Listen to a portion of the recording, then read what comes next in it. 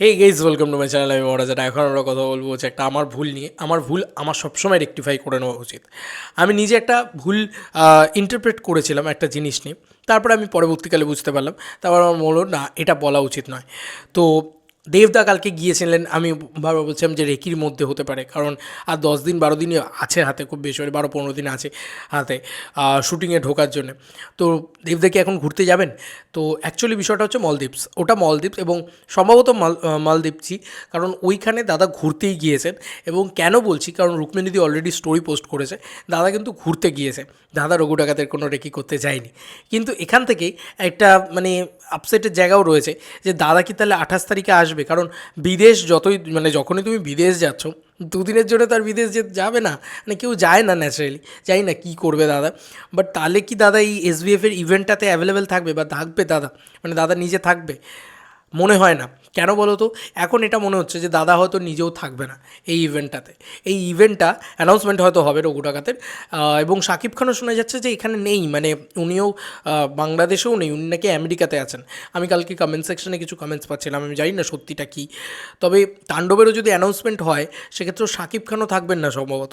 তো তাহলে তো মানে আসল যেটা নিয়ে এত হাইপ হলো যে একটা বিরাট বড় ইভেন্ট, একটা গালা ইভেন্ট, দুটো সুপারস্টার থাকবে, তো সেই ব্যাপারটা কিন্তু কোথাও গিয়ে একটু মাঠে মারা যাবে বলে মনে হচ্ছে।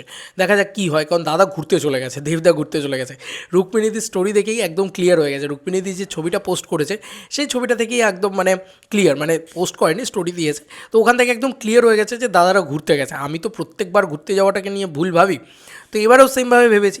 আমি ভেবেছি যে মানে যাওয়ার আগে, মানে শুটিং হওয়ার আগে এখনই কি দাদা ঘুরতে যাবে? তো ভালো করেছে, দাদার ঘোরাটাও খুব ইম্পর্টেন্ট, দাদার জীবনটাও খুব ইম্পর্টেন্ট। মানে মানুষটা তো কন্টিনিউয়াসলি খেটে যাচ্ছে, কন্টিনিউয়াসলি কাজ করছে।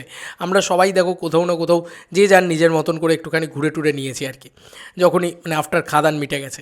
কিন্তু দাদা তো কোথাও যায়নি এর মধ্যেখানে। তো দাদার যাওয়াটা খুব দরকার ছিল। খুব ভালো হয়েছে দাদা ঘুরে আসুক, একদম সুস্থ স্বাভাবিকভাবে ঘুরে আসুক, এবং তারপরে এসে একদম ফাইনালি রঘু ডাকাত ধরুক। কারণ রঘু ডাকাতের যে শুটিং টাইমটা শোনা যায়, সেটা হচ্ছে 10ই মার্চ থেকে দাদা শুটিংয়ে ঢুকবে।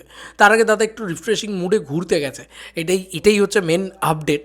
তো এরকম একটা ঘুরতে যাওয়ার মুহূর্তে দাদা আমার মনে হয় না করবে, মানে কী যেন বলে, কোনো অ্যাটেন্ড করবে। এসবিএফেরটা তো হলে কলকাতার বুকেই হবে, তো সেটা দাদা কী করে অ্যাটেন্ড করবে, এটা হচ্ছে প্রথম কথা।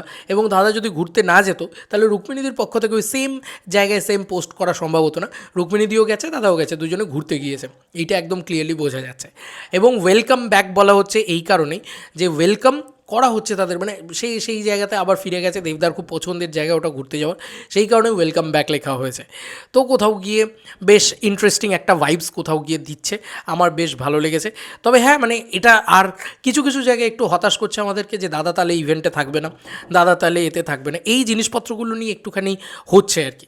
তো দেখা যাক কী হয় না হয়। চলো বন্ধুরা, নতুন কোনো ভিডিওতে দেখা হবে, বাই।